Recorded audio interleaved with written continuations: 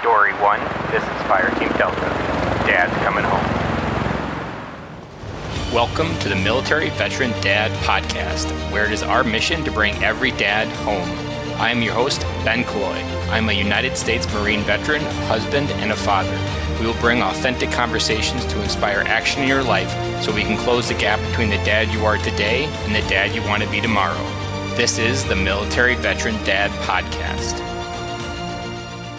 Welcome back to another episode of the Military Veteran Dad, episode 37. This week, we got a very special episode. We had a son of a military dad, and this was an episode when he first pitched it to me. I was like, this sounds like definitely an idea and a story worth telling. And it turned out really great, and I'm excited for you guys to listen to it because the other side of being a military dad is just as important to understand as it is being a good military dad, that there's two sides. And often we don't understand the choices that we make as a military dad, how those affect the ones in our life. And this story is about as good as any to tell that other side of how those choices that we make, of what we choose to work through, what we don't choose to work through, how all that works through. And before we get started, there's one thing I just wanted to pause and say, and that I want to thank you guys, the listeners, because a few of you have reached out and dropped me a thank you note, and those mean the world to me. You guys mentioned what this does for you, that this gives you hope, and these are all the things of the reason I created the podcast for. And that you take the fact that you guys are listening to it, taking an hour out of your week to listen to that you keep coming back, that means the world to me. And talking to dads one-on-one, either face-to-face or through a phone call, is one of my most favorite things to do.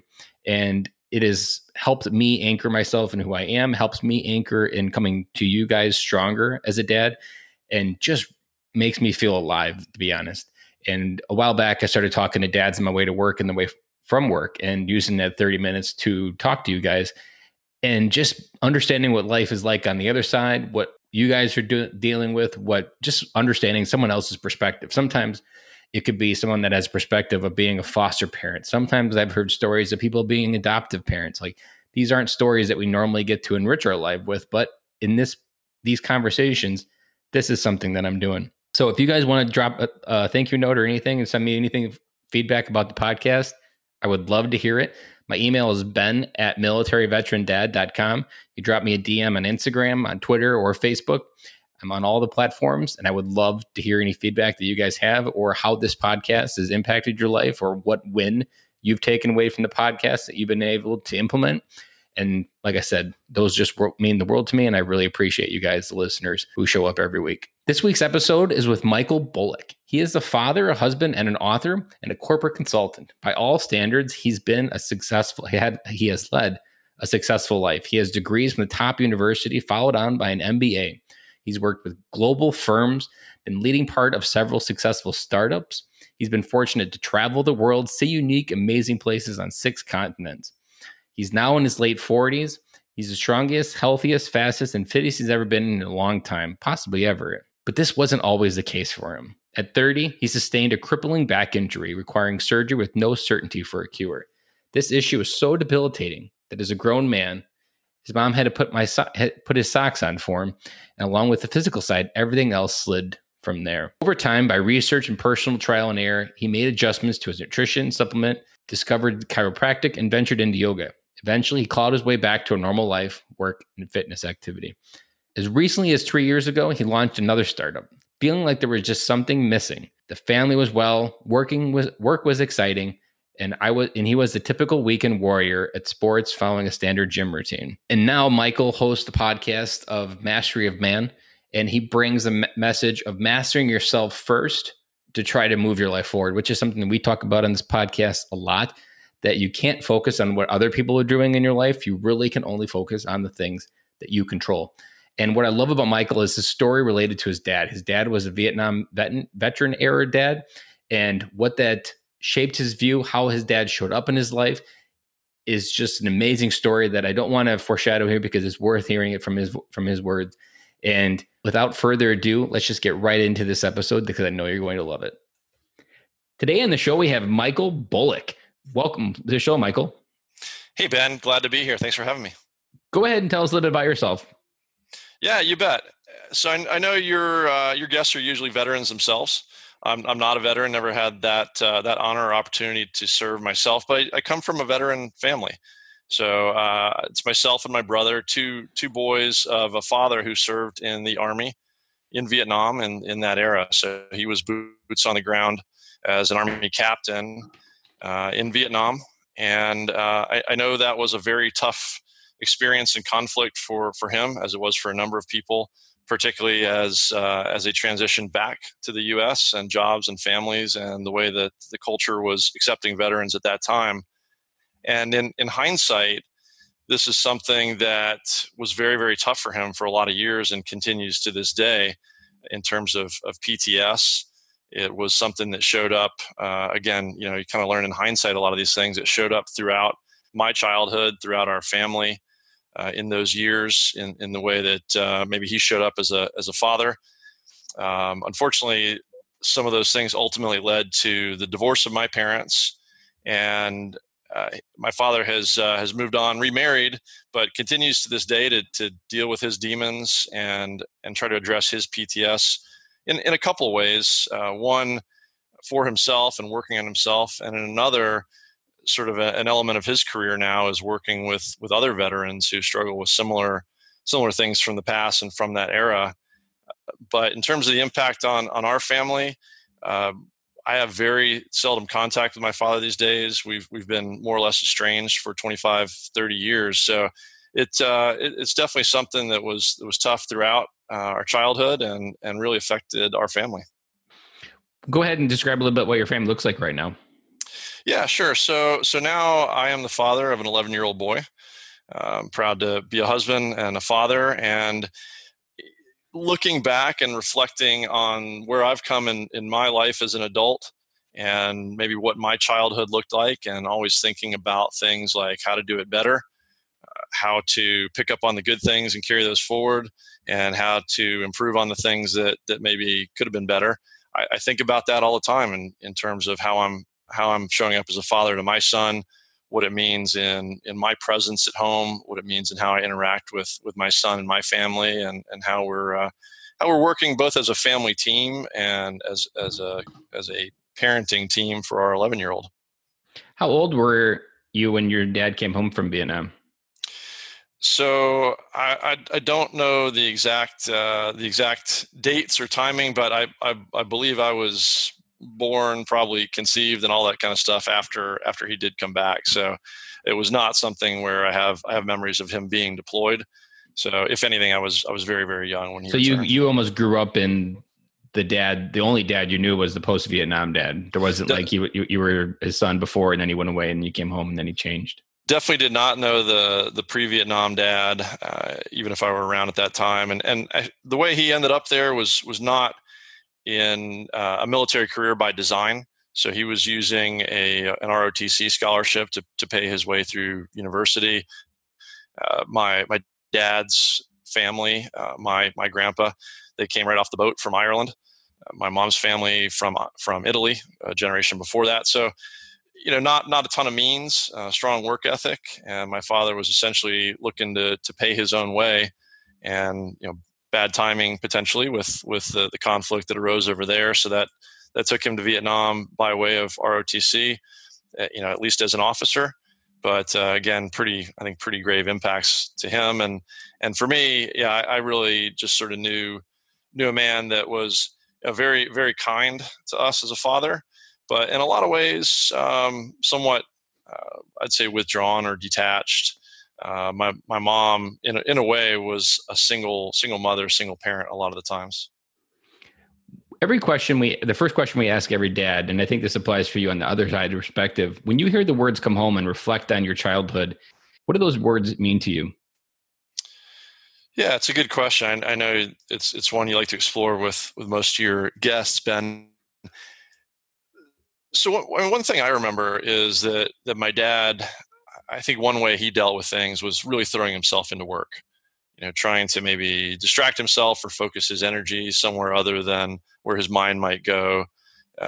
Given too much idle time, and so that led to him traveling for work. It led to long hours at work, and so as a kid, I remember while he was around to help out from time to time with things like us playing soccer, I remember, there's sort of always this question of, would he be at practice today? Would he literally show up? Would he make the game? Would he make my basketball game? Things like that. So in my career now, I do travel from time to time, and I have for many years for work. So it's something I've often thought about with my son from the time he was little and to this day, of how do I make sure I'm around for the important events? How do I make sure that I do that consistently? I don't think I've missed a few of his soccer practices when I travel during the week, but I don't think I've ever missed a soccer game. To the extent of I ran a Spartan race one day, and I went through the dunk wall, dusted a little bit of mud off, and went straight to a soccer tournament to meet him there and make sure I met start time. So to me, it has meant instilling a discipline of consistency to show up literally to the things that are important to my son, to be there along with him, and not only physically showing up, but really making an effort at how to be present and have quality of time, and really be there and focused on him and the events that are important to him. So did he ever show up, or was it a case where it was like every other one, or was it like when he did show up, it was like, oh man, I just won the lottery? Yeah, I mean, certainly it led to, that almost seems unfair to my mom, to the one parent who was there consistently. Was there always, yeah. Yeah, right. And then it's almost it wasn't so inconsistent that it was a surprise, but there's certainly, a lot of joy and a lot of pride in seeing dad show up. So, unfortunately, yeah, there's a little bit of that sentiment of if it's not as frequently or if it's not as consistently as you might hope, then it sort of leads to some interesting feelings as a child. And I think as a son, I know this is true for me, that you look for your father's approval and acceptance that you're being the good son. And if he's distant and not showing up, then it's almost like you're looking for that internal validation that he's approving of what you're doing. And if he's not there to be present in your life, then there's this gap in how you perceive your own life that doesn't get filled right away. Sure. Yeah, I can completely agree with that. I think kids definitely look to their parents for validation, and certainly boys with their fathers. So that can leave a void. Let's switch to the opposite side. When you want to think of a memory that's like that brings joys to your life, what's a memory of your dad that you think of? If there's a moment that you could share where that's a moment you hold on to when you reflect on the positive version of the dad he was. Yeah, and it is interesting to reflect on stuff like this, because I've read and I've heard recently that now scientists, psychologists, whoever studies these things, believe that our memories are so faulty, it may be something like 50% accuracy at best, with which we recall our past, and particularly things as distant as our childhood. So, it is tough to figure out how much that lens is colored. But, I don't know that I would pick a singular event or accomplishment or something where I could say, my dad was there at that time for that one thing. But I think the things that were great experiences for me as a kid, and that I look back on and I do remember fondly, is I was always very, very active in sports, particularly soccer. So the times that my dad was able to carve out and be an assistant coach or show up consistently, he and my grandpa were really into fishing. And also he got me into hiking and camping. And the funny thing is, I just had this conversation with my son when we went hiking, camping, and fishing in Mount Whitney this year. It was as a kid when my dad and my grandpa took me fishing, took me hiking, took me camping. I thought they were the most boring things in the world as a child. But in hindsight, I look back on it, I was like, those were special times. They were special moments. It was my dad sharing with me things he was passionate about. And, whether it's because of that good memory or attachment, or just, he was able to teach and instill an appreciation for things like nature and the outdoors. Those are some things I enjoy very much now as an adult, and I enjoy doing with my son. I like what you said there. And for any dads listening, the part that I'm picking up on is that there was those moments where he shared what he loved with you. And while it wasn't really valued, it created a memory that, and for me, when I think of these types of memories, it's really when life's super complicated day and you're just looking for a way out almost. Like these are the memories that you reflect on when life was simpler. And like even the Marine Corps for me, like it was hell. And most days it wasn't something enjoyable, even boot camp. But now being 34, looking back, like those are some memories that I reflect on when it was just me. There wasn't any kids, there wasn't anything extra. Or if I go back and I think of the different things that I did with my dad, those are the memories when life was a simpler time. And those just anchor me into where I am today and almost calibrate at the same time of like for you, you calibrate back to that memory to align to the dad that you want to be now. Yeah, I think that's a great point, and you really boiled it down effectively. I don't know how the amazing brain and body work in that way that they do, but whether it's my wife remembers the glorious things about childbirth and forgets the pain, right? Mm-hmm. Oh yeah, the pain, all it's crazy. Once a baby's born, all the pain, the misery, it just passes right through. And then even as dads and moms, when they grow, you forget how hard of a reset that is until the next one comes. And it's like, what the F were we thinking? This sucks. Then you forget it and you're just like, you want to repeat it. And then you're like, this sucks. How do we do it again? Exactly. Yeah. In fact, I know you and I were talking a little bit off air about some things. Like I had just done a let's call it an adversity event. This thing called SEAL Fit 20X, where you go and spend 12 hours facing adversity to try to discover and learn more about yourself. And leading up to it, I was talking to a guy that had been a guest on my podcast. I've become friends with, who is a former Navy SEAL. And he was talking about his experience in going through BUDS. And then he also became a BUDS instructor for a little while. And he said, hey, if your, mini 12-hour version of a boot camp event is anything like what I went through in BUDS and Hell Week, what a lot of us say is it was something along the lines of, it's the best thing that you'd never want to do again. Yeah, I like that. Yeah. So, maybe that's a little bit how these memories are. They do leave those imprints. And I think a lot of times as we mature and maybe take those quiet times to reflect, we don't necessarily find the value of them in the moment, but we can find them in hindsight and in reflection in those moments of stillness.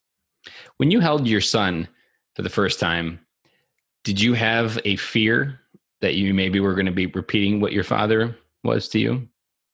Was that ever something you had to work through on your own?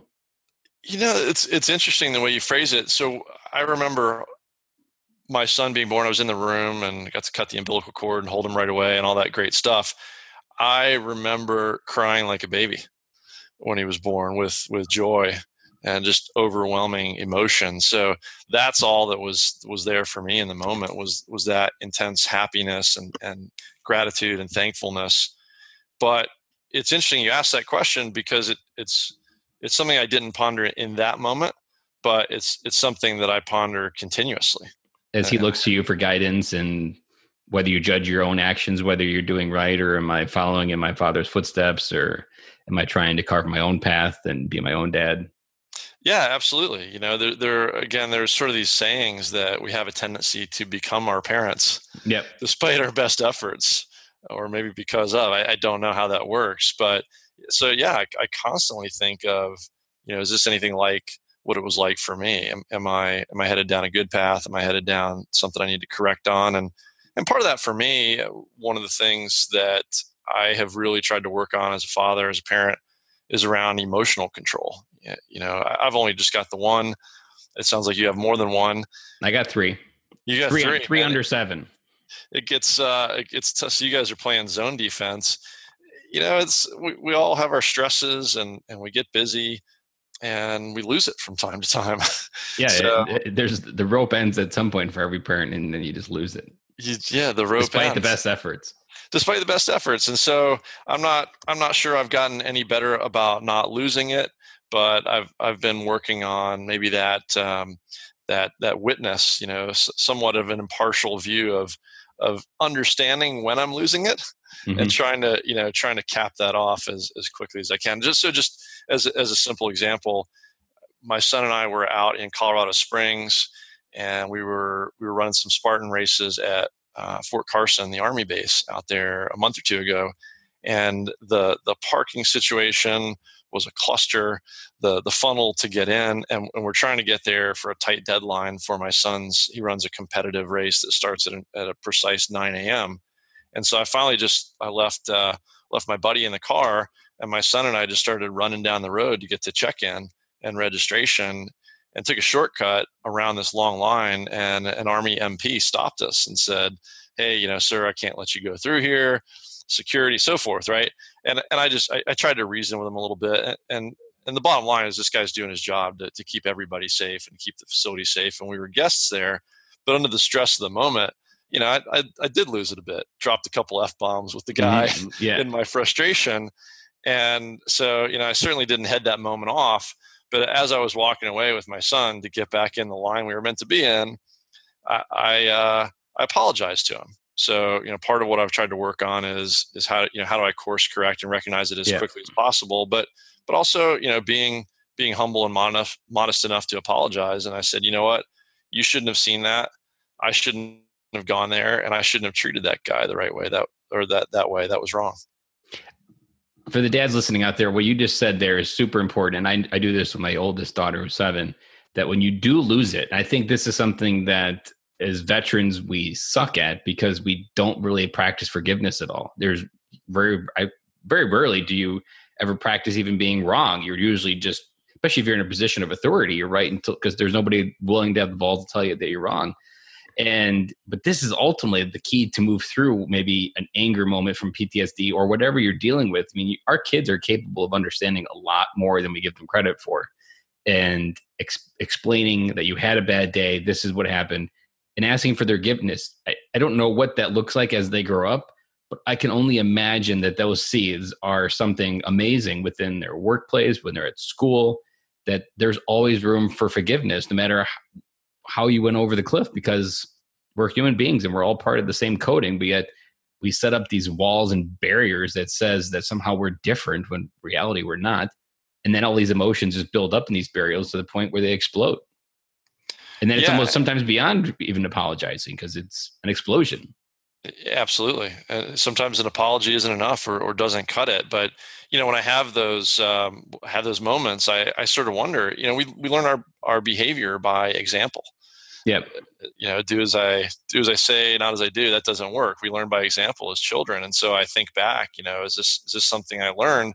And am I repeating the behavior cycle by teaching it? And that's where I've tried to maybe interrupt it. So if I haven't, if I failed to head that behavior off myself, at least quickly, as I did in that example, say, "Hey, son, again, that wasn't right. I didn't treat him the right way. That young man was doing his job. And also, not only should I have not have done that, but, I hate that you had seen that." And, at that point, it's done.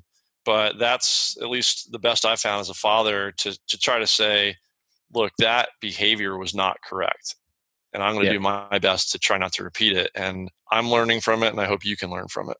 Because then when he learns when he crosses the line, maybe with a teacher or any type of situation in school, he'll have an example. And this is a part that veteran and active duty dads, because we are part of a disciplined member of society, part of the military, that we have this kind of ability to be that person for our kids. And we just miss out the opportunity to provide those examples because it's a big part of a kid growing up as well. Absolutely. Let's switch maybe a slight gear a little bit. How did the divorce that your dad went through and you and your mom, how did that affect you when you decided to get married? Well, part of the way I think it affected me, even rewinding a little bit more, is so my brother was still in high school. I was in university at that point, and it was clear for a long time that things were not good between them. So my first reaction to the news that they were going to split was good. Maybe this is what each of them need individually as adults to be happier. And I'm happy for them if this makes each of them happier. And as a product of that, I was hopeful that it could improve as children for me and my brother, our relationships with each of the parents. And as we were basically both young adults at the time, this was an opportunity maybe for us to form new, parent child, adult to adult relationships that maybe we were too young for before, or maybe the dynamic was a little ugly, and there were too many emotions around it. But that didn't happen. As I mentioned, my father and I have been estranged for quite a long time, basically since then. And I don't know all the reasons for that. I don't know if he was dealing with darker things himself that preoccupied him, or maybe he just didn't even have the emotional tools to deal with a battle on multiple fronts, if you will.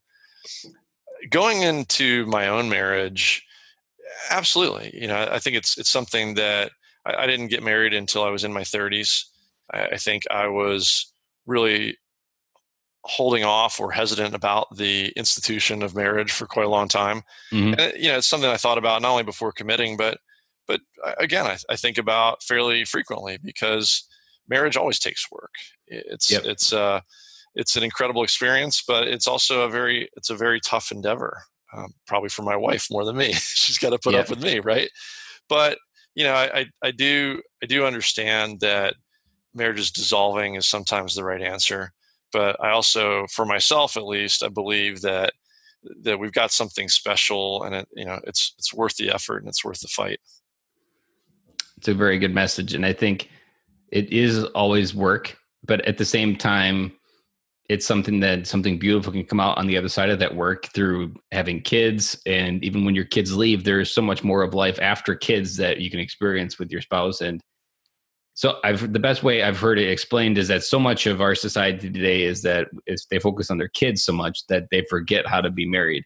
And then when their kids leave, they end up being strangers, and it almost happens by default, because they no longer know how to be with each other. And now they're on the next phase of their life and they're strangers to each other.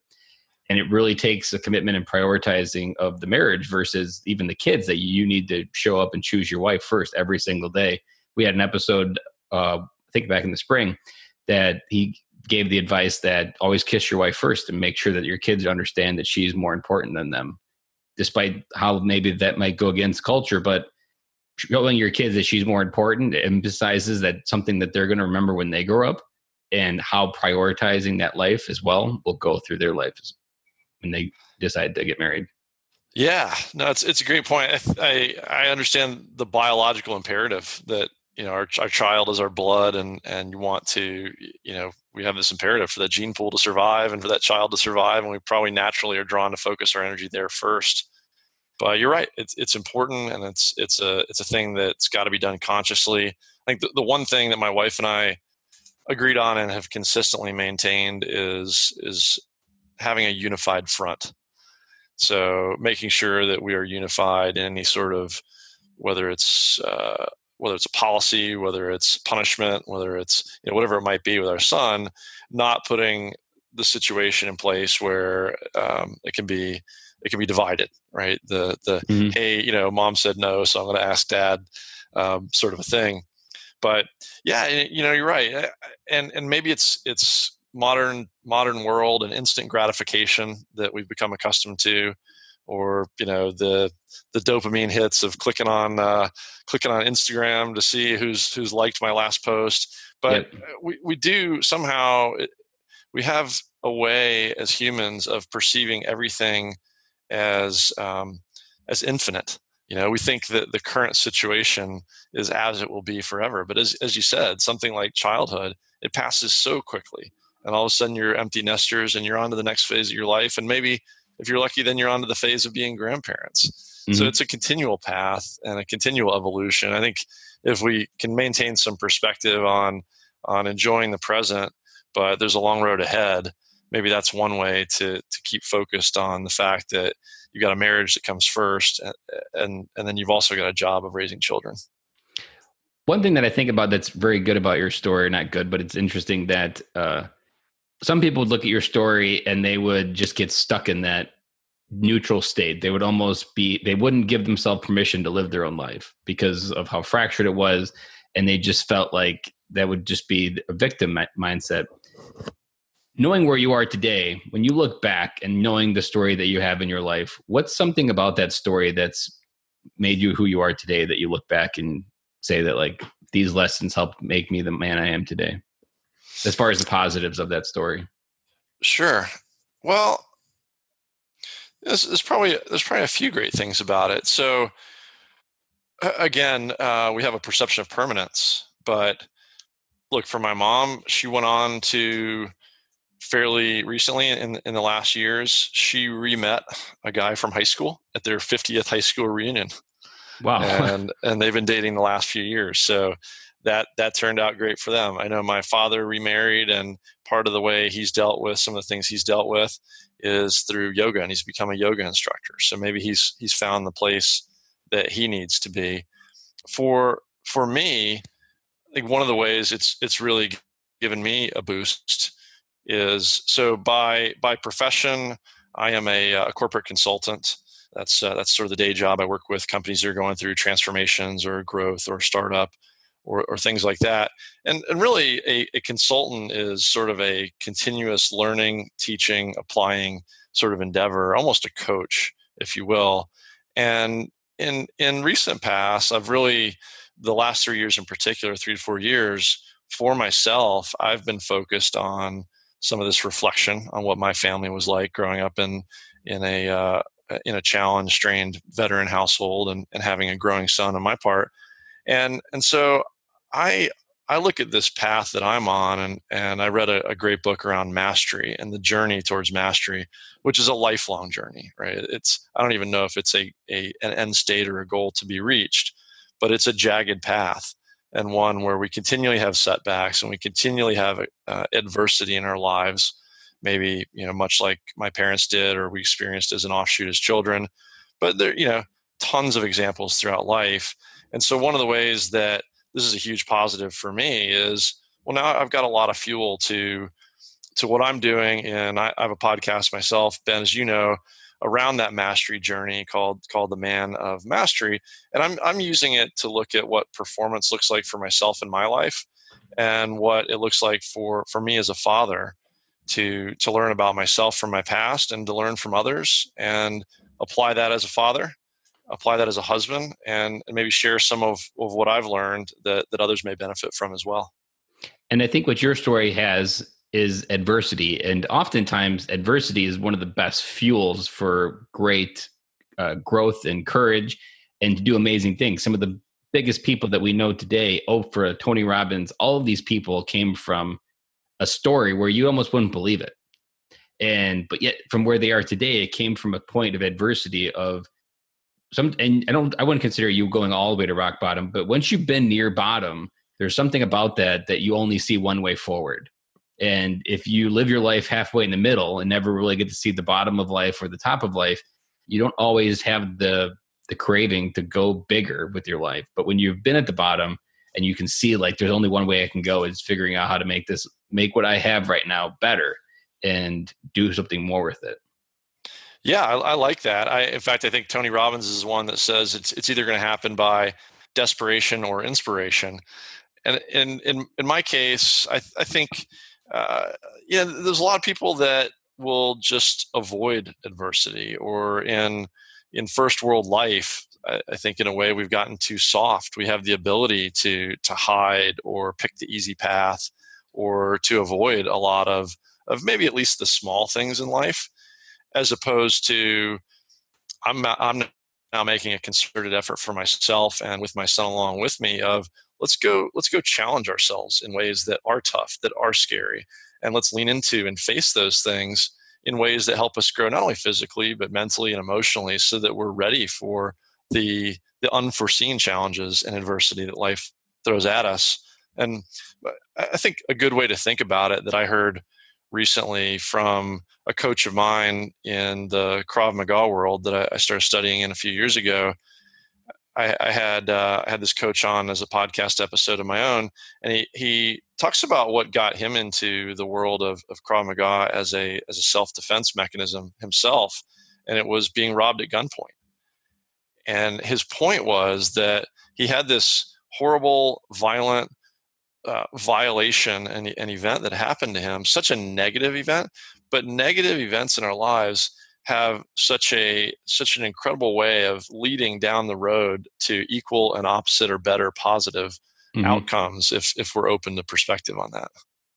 And I think that's what military dads often get hung up on, is we don't really know how to work through what we experience. So in your dad for PTSD from Vietnam, modern dads from Afghanistan and Iraq, I've heard it said that PTSD is also can be reworded as post-traumatic growth disorder, that we just experienced a whole big pile of life in a short amount of time and we don't know what to do with it. We had one guest in the podcast. He had a little bit of PTSD, and when he came home and as he was transitioning, his wife was diagnosed with brain cancer, and something that I don't wish on anybody. And we were talking on the podcast that some of what he went through in Afghanistan helped prepare him for this phase of going through it in his life. And it was really about just taking what happened and trying to retool it and figure out how I can use it to move forward versus staying still. And it's when we stay still that when I've interviewed dads, that we put these barriers between us and our kids, which I think is what you mentioned in the beginning, that there was just these barriers between him being a father and you having a father, and he just couldn't move past them because he couldn't figure out what this all meant, of why it happened. Maybe he lost someone, whatever happened, that you can just get hung up on these loops. Yeah, I agree. And that's amazing. Your guest, by the way, that was able to take what he experienced and flip it around to a positive, to be as supportive as he could, or help his wife in what she was going through. And I think, sometimes we've got control over things, sometimes we don't. And sometimes the positives that we can get out of the challenges or negatives in life, they don't come right away. And so it's hard to see, or hard to have the patience to follow through and kind of wait for that equal and opposite positive impact somewhere down the road. But, in my case, part of it is consciously going after a learning experience and a teaching experience and a journey for myself and my son and those that I can touch through a podcast. And then, for some things that I can consciously go out and impact myself. I may not have the relationship to help my father or be involved in his recovery or work through PTS at all. But it's also fueled me to find a way to be involved in any extent that I can in other similar ways to help out the community. I live in San Diego. It's a huge active and veteran military community. So we have an amazing community of military and veteran entrepreneurs here that I have that opportunity to support through local business when possible. And last year, I got involved with, if you heard of Mark Devine's Courage Foundation, who was running a campaign last year in particular that he called Burpees for Vets. So along with a couple hundred other people, I donated, raised money, and donated, I think about 20,000 burpees myself in support of Nice. his foundation, which is directly reaching out and working with vets through some of his techniques in that community. So I think there's a lot of ways it can fuel us, those of us who do or even don't have a military background, to try to touch those communities. I got a question for you. I'm not sure whether you got a good answer for it or whether you've ever thought about it, but I'm going to put you on the spot and ask you. If your dad called you today, what would you tell him? Yeah, thanks for putting me on the spot with that one, Ben. Because I think there's a lot of dads out there that have these estranged relationships, and there's also this disease. And there may be good reasons not for you to talk, but I think there's other cases where people just have these stalemates that aren't willing. And I think your message, or whatever you wish your dad could hear right now, to another dad may help some other dad come home that maybe hasn't been able to connect with their son. Sure. Here's maybe one way to frame my answer to this is one of the events I was going through recently. And again, this is along the theme of challenge yourself to do hard things and see what you can learn from it. One of these was a team-based event, and it starts to suck real bad as an individual. But when you have a team and you can take your eyes off yourself and your own pity party and think more about how to help your buddy, your teammate, how to succeed as a team, how to support somebody else rather than just getting inside your own head. There's a lesson there, I think, to apply to a lot of things. So to your question, I think the way I would look at it is, maybe that ship has sailed for me and my dad. Maybe it hasn't, right? Who knows what the future holds. But where I'm at right now with an 11-year-old boy is he's now aware enough and wanting to know about, pictures on the wall or family tree or this or that, to where, he's asked me several times very recently, hey, tell me more about your dad, about my grandpa. Where is he at? What does he do now? And have I ever met him? And do you think I'll get a chance to meet him? Could we go visit him? So I think I would take that opportunity to make it less about myself. And maybe there's something that would come out of that for me, but I would make it more about what does my son need, and what could he get? Does he need to know his grandpa, and does his grandpa need to know him? And would that be good for those guys? And you talked about that connection when you were fishing with your grandpa and your father. And I like what you said there. And I think there's a lot of good wisdom within that when you get into these moments, when you make it about yourself, there's almost no way through it because there's always a good reason in your mind. But when you make it about someone else externally, it no longer becomes about whatever happened to you. It's really about something and how you take what you have. And it's not like he's a bad person. You've just created a rift, but there's not a reason that he couldn't help add value to your son's life and maybe even help be a bridge to come back together in general as a family. Right. Yeah. Not my place to judge what he was going through, or, or what path he took. But yeah, absolutely. I mean, at this point, literally my job as a father is to try to lay out the best life and best path and best lessons I can for my son. And if that means, even if it's something that I've got to put emotions or ego or stubbornness or something aside for, then, it's not about me. It's about my son. And even that exercise of doing something externally of yourself, even if it's not your dad, that exercise teaches a lot, even as you talked about, just a regular challenge of doing hard things, because that's a hard thing to do just in general with a lot of things in life. It is. And, maybe I'll switch gears on us a little bit here of just some of the ways that if I go back to some of the things we talked about early on, how even when my dad was home, how present was he? So one of the things that I've tried to do with my son is figure out what he likes to do, or get him involved in things that I like to do and be able to spend that time together. So for example, if I want to make working out a priority for myself, if I go to a gym and that takes me away from my family, then that's another hour and a half or whatever it is that I don't have with my son. So I gave up on working out at gyms. I've built some stuff out in our backyard. We do a lot of body weight workouts. And so particularly since my son and I have started doing Spartan racing together, we might go for a run. We might go out in the backyard, do burpees together, or we'll help each other through high intensity workouts or other Tabata sets of something. And so we literally will do those workouts together where he's holding my feet to do sit-ups, or we'll do burpees, and we make sure when we do the burpees, we're facing each other. So we're looking into each other's eyes and going through the reps together to help each other through it. Or even to the extent this weekend, I got up super early yesterday morning, threw on a 20-pound ruck, and I went for a 12-mile walk up and down a hill here over 3.5 hours. And I thought, to the extent I've been making a point of doing all these things with my son, so we have quality time together and we're getting a healthy exercise done together, or healthy activity. I didn't think he was getting up at 6 a.m. to do a 3.5-hour ruck. Mm-hmm. So when I came home yesterday, he goes, "Dad, that was awesome. Next time you do it, can I go?" Yeah. So just, finding ways that we can. And now do you've things. got this almost magnetic connection where he's naturally being drawn to something that you're doing it together. And what you've just pieced together is brilliant for military dads, because we are skilled in all of these things of how to live adventurously and do things a little bit creatively and do push-ups in random places. And these are things that we can help bring our kids into. And for me, I didn't have any of this in me. I like, running is the death of me. I was the least likely to go in the Marine Corps. I wasn't fit.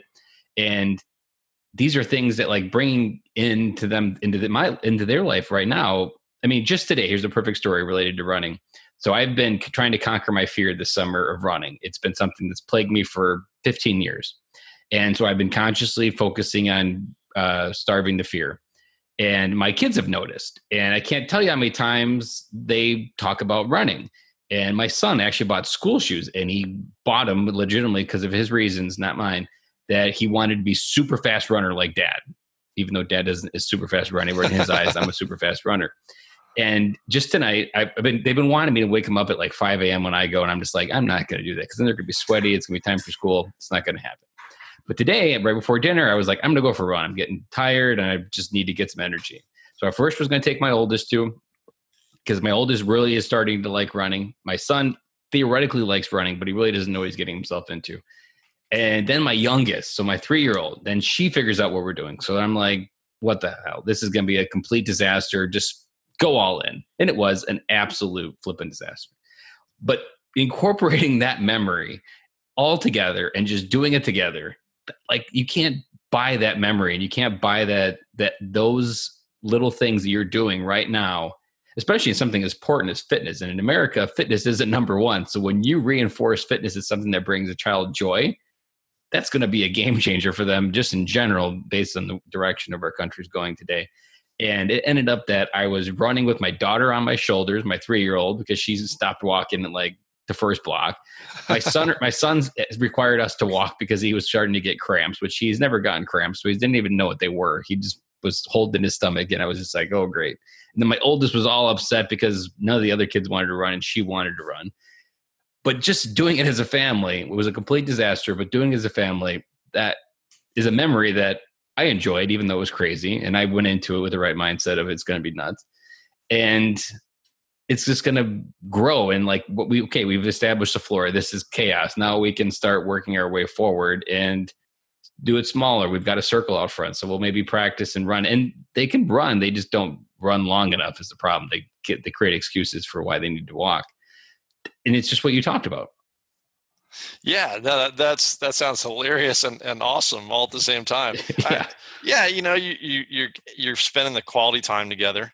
You're creating a healthy habit, and then I also, I try to use it to have those little teaching moments too. You never know what's going to stick with them, but you throw them in here and there, and you hope some of the seeds sprout roots. So I'll talk to my son about micro goals. So we were out for like a bike ride or a run one day, and I talked to him about, hey, we're not focused on the 6 miles ahead. We're focused on, if it gets tough, we're going to focus on making it to that nice next light post. And his next comment was something about the pizza from last night. Like it just went right over out in the wind. But you know what? When we were headed for home, the last home stretch, tenth of a mile is straight up a hill. And we're pedaling up that hill, and I could just see him cranking along. And we got to the top, and he goes, "Dad, do you realize that's the first time I made it all the way up the hill without stopping?" I go, "That's awesome, buddy. How'd you do it?" He goes, "Well, it was just like you said, micro goals. I just focused on the next driveway, and then the next driveway, and the next driveway, and I made it." Like, wow, something sunk in, and a little teaching. You're like, I won the Good Dad Award today. Yeah, I'll give him all the credit, but it gives you those chances to have those little chats and those little things that maybe they leave a lasting memory. Maybe they just kind of get planted there for them to use later, and hopefully, again, healthy habits and maybe some connections and some memories. And I think about running, and say you running with your son, like if you were to die when he was 18 years old, he has these core memories to connect with you, that there's ways that he knows that he can find ways to remember you. And those memories are what are so important when you think of a legacy of how to connect with your father. There was Ashley Bugley, we interviewed her. He died when he was in a scuba diving accident in Hawaii. And his life was living life without a bucket list. And his kids now have a way to connect with their dad, of just doing amazing things that, like, don't second guess it, just do it. And that's what you're giving them. You're giving them these easy ways to connect with you in a memory that no matter what stage of life, no matter whether you pass it or whether it's when he's 40, there's these core ways that he remembers his father, just like you remembering your fishing. And these are, I think, especially for sons, because we need these foundational memories to grow and build those first stories in that skyscraper of the man that we want our sons to be. And they're so easy for them to always just ride the elevator back down and check them out and feel them again, and then go right back to where they were. You've built them, and I've started to build them as well. And I think this is the missed opportunity for a lot of veterans because we have all of these ideas already. We've experienced a lot of life being in the military, and we have the ability to help enrich our kids' lives in a lot of different ways. Yeah, absolutely. And I think a lot of these things they're simple. They're probably things that, particularly, if you're a veteran, you've had some level of an active lifestyle. They're things that you're trained for, that you know how to do, that don't cost anything more than spending Yeah. some time with your son. And it's not an excuse. It's not like you said, where, oh, I can't go to the gym. I got a beer gut, but I can't go to the gym because I'll have to take time away from my kid. It's really just reframing it and recognizing, oh, that's a BS excuse. I can figure out a way to get it done because, especially in the Marine Corps, our motto is improvise, adapt, and overcome. So by that logic, you can overcome anything that you think is an excuse. One way or another. And maybe I'll give you one more quick example. So my son and I went on a 5-day camping hiking trip to Mount Whitney over this summer. So it's pretty big mountain. And he was I think the youngest kid, or one of the youngest kids in the group that went, but he was a stud getting up and down that mountain. So not only was it hopefully something that, as we're talking about, becomes a great memory, maybe it instills some fondness for the outdoors and nature and camping and hiking. But the other thing it gave us an opportunity to do is not only talk as father and son away from devices and cell phone signals and Fortnite and Xbox and whatever, but it was a little bit of at 11 years old, it was a bit of a coming of age event for him. This Mm-hmm. was 5 days without a cell phone signal. So didn't really get to talk to mama for day after Yeah. day for the first time in his life as a young man, a young adult, to start to be his own person a little bit. Brian Mickler of Order of Man podcast, he talks about that men need to be able to carve their own path and almost disconnect from what they need from mom and be able to create that from within themselves. And what you're talking about, going on those exercises, digging deep in places he hasn't to look, and knowing that it's just you and him out there and that it's going to be on him to get through what he needs to get through. That is an important part that our sons need to experience. Yeah, I completely agree with that sentiment. Unfortunately, there's no playbook that comes along when the baby gets handed to you to how to do this as a father. And as a society, we don't really have those rite of passage events No. anymore. But I would also say, don't wait for one big one. I think you can create these small ones along the way, and you can create those little everyday experiences and quality time together that we're talking about. Yeah, and really, a basics of what our sons need is just they need that approval from their father that they're doing the right things, and they just need that quality time to know that they're connected and with that energy of who you are, and that they just feel loved. And I feel like that's some of the biggest permission we can give them to go out into the world and be the men that they're meant to be. Yeah, I love that. And along with it, I would say, masculinity is almost a toxic topic these days. But the last thing you mentioned is our children, particularly our sons, knowing that they're loved. Mm-hmm. And generations past, I don't know how frequent it was for men to say, "Son, I love you." But Yeah, that is something my son probably gets too much of. There will be I'm in no the doubt same in his boat. mind. My son gets lots of hugs. I always tell him I'm proud of him, that he did a good job, and I'm actually I was never known for a person that gave good hugs until 2 years ago. But now I am the dad that when I give, instead of like giving a good handshake, I'm known as the guy that gives good hugs. And so these are things that like I give really good hugs to my son. All my daughters, they all get really big, tight hugs, and I want them to feel that safe place to know where that they're loved. I love Because that. That's in so amazing. much of world, I can't even imagine the world they're growing up in. Even today, for kids, it's hard. But imagine what an Instagram world of 2030 will look like. I think it's going to be devoid of those big things that move their life forward, and it's going to come all from within. And it's up to us as dads to make sure they have the tool set to build it. Absolutely. It just gets more and more void. One last topic I wanted to hit on real quick. What have you thought about with legacy when it comes to what you had with your dad and what you're trying to do with your son? Legacy is an interesting one. I think there was probably a time in our culture, in our country, where there was a lot of trade. So you could pass a trade along to your son, and then we probably got into this modern sort of industrial and business age where people dreamt of their children being doctors and lawyers and Yeah, going sort of right to the top, right to the right top, out of the middle or class. right, yeah, or the perception thereof. Although I just heard of a couple who both came out of law school and their combined $1 million in educational debt. So I don't know that puts them at the top of anything. Well, we don't talk about that. We don't talk much about that. I think as parents, one of the things we've really tried to focus on is instilling some creative, critical thinking, in instilling a desire and acceptance to follow your own path, to follow your passions, to sit down and figure out what your passions are, what your principles are, how you're willing to live your own life, what kind of people you want to have around you. Even going so far as explicitly writing a personal ethos to know how you want to be as a person. Thinking about starting, maybe this is a Stephen Covey saying, but starting with the end in mind. And if you wanted to think about what your life was going to look like in hindsight, what are the things you need to do? Little things along the way and big milestone markers along the way to get there. And then teaching some tools along the way to apply those things, whether it's discipline or whether it's some things around emotional control.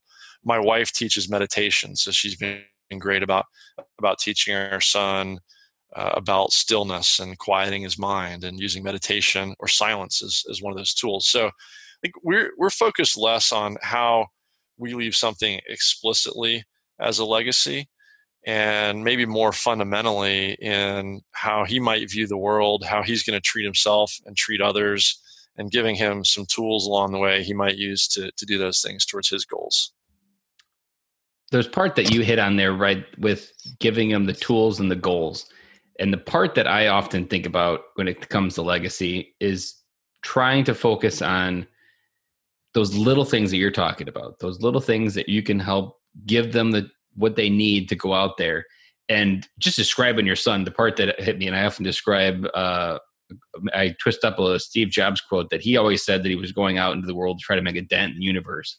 I would say he succeeded in making a dent in the universe, but I often break it down for legacy when it comes down to if the universe is a wall, I want to walk by that wall and say that dent was the Caloys.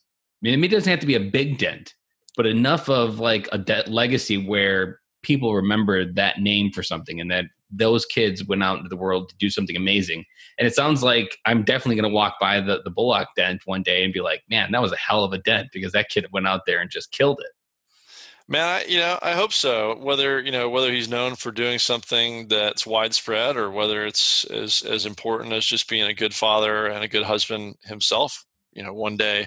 But the other thing about leaving those big dents, about becoming successful, whatever defines success to each of us as individuals, is, at least in my view, success is really an event. It is a journey, and it's a process. It's something that we, again, in today's world, 24-hour news channels, we glorify these points in time, but things like those types of successes, they're usually a long time coming, and oftentimes they're built on failures that you learn from.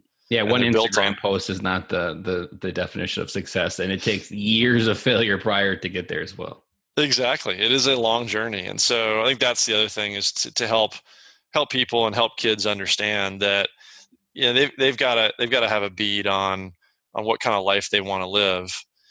But it's really the product ultimately of compounding very small, consistent daily actions, checking those against your course, and building things up over time. Again, oftentimes on failure, and that success, if there is a singular destination, it's often a long process and a long time to get there.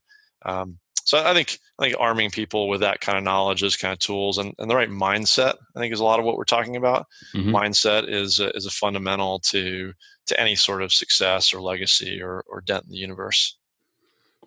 A question if you listened to a couple of past episodes, you might have heard this question. If your son's at a bar talking with his friends, what do you wish he would say about you? About me? Or what do you think he would say? I would just hope my son would say that he's proud of me, and that we spend quality time together. I like that. It's simple. It's something that we can all do. And the one part that I think military dads often do is because we have this military complex, which is very big, that will overcomplicate everything. But what you just said there and wrapping it up is that what they're going to remember is what we didn't really talk on it, but we off talk all the other episodes that kids spell love TIME, and those methods of investing that little bitty time, those are the ones that are going to fuel the conversation when they go to describe dad, because they're going to describe dad as this adventurous guy because he did all these things. But to you, they were maybe little, but to him, they were amazing. Yeah, I hope so, and I hope we're continuing to build a history here as a family of incredible time together, where I don't have the chance to involve my son in everything I do. I try to do it indirectly. So some of these crucible events I've gone off and done, that you need to be an adult to do, that I've done on my own. I make sure that he has the ability to show up and meet me at the finish line, and a lot of times, we're kind of here talking about what we can give our children. But man, a lot of times what gets me through those kind of things, or gets me through a tough day at work, or gets me through a traffic jam, literally, is knowing that my son is there waiting, when I get home, or at the end of an event, or at the end of a day. So there's so much they give us as parents that, we can only hope to give something back to them in life. And no matter how minuscule of a person you might feel coming home from work, to the moment you walk in that door, they're still a hero. Absolutely. And that's the part that we often forget, is that to our kids, we never stop being the hero. Love it. Yep. And on our worst day, it's always waiting there. As we wrap up this episode, because this has been a very unique episode, I really liked how we've flipped it on the other side of what it's like being a son on the other side of this. What is a message that you want other dads to know or hear of being a son of a military dad? Not even maybe connected to your story, but just in general, if there was a message you wanted to share for military dads being a son, what do you think it would be? Yeah, I think there's so much. There's certainly so much challenge that comes in the life of a military family in so many forms. Even if it's in peacetime, it could be moving around, having to change schools, or in the conflict we've been in a country for so long, there's so many deployments, and we're talking about a number of things here, including PTS. But as complex as military and military family life might be, uh, what I see and saw in my father as a veteran, and I see in my veteran friends and associates, there are so many tools that those institutions, those branches of the military equip men and women, veterans with, that I would say, you come home, and you come home as a parent with so many tools that you may not consciously or have taken the chance to sit down and think about. We talked about probably only a very few of them here, but there are things around discipline to instill in a very positive way. There are things around pride of work. We talked about some of the things around physical activity, appreciation for nature, maybe the way you treat other people, respect for authority, respectful conflict in intellectual dialogue. There's so many things I think that you guys as veterans bring back to your families, and can bring back to your families and to your communities and to the working world, that it's absolutely an asset, something to be proud of, something I think all of us appreciate. And there's just so much for you guys to give your children and the rest of us that I'm grateful for it. I love that. And if there was a microphone in your hand, there would be definitely a mic drop, because that was, you just crushed that answer, because it's what I talk about in every podcast, that as dads, we are so capable to make the most amazing family life. And every time I hear of a dad that took their own life, my heart breaks, because there's so much missed opportunity to create amazing family stories, adventures, and just amazing human beings with our family and our kids. And we just give up on it. And it just hurts me every time. Yeah, really, really well said, Ben. And I appreciate you taking some time to get a perspective from maybe the other side of the family, of somebody who is an adult now, but grew up in a challenged military veteran household. I appreciate it as well. If people want to connect with you in your podcast, where's the best place to go ahead and find you? Sure. Again, it's around the mastery journey, and sort of pursuit of performance as a dad and as a man in life.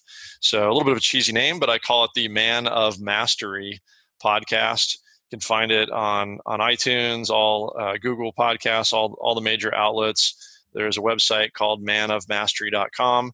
And it's also on social media as Man of Mastery or the Man of Mastery on Instagram. So I'd love to connect hear from your audience, get feedback on this episode. Hopefully this is a bit of interesting and useful perspective.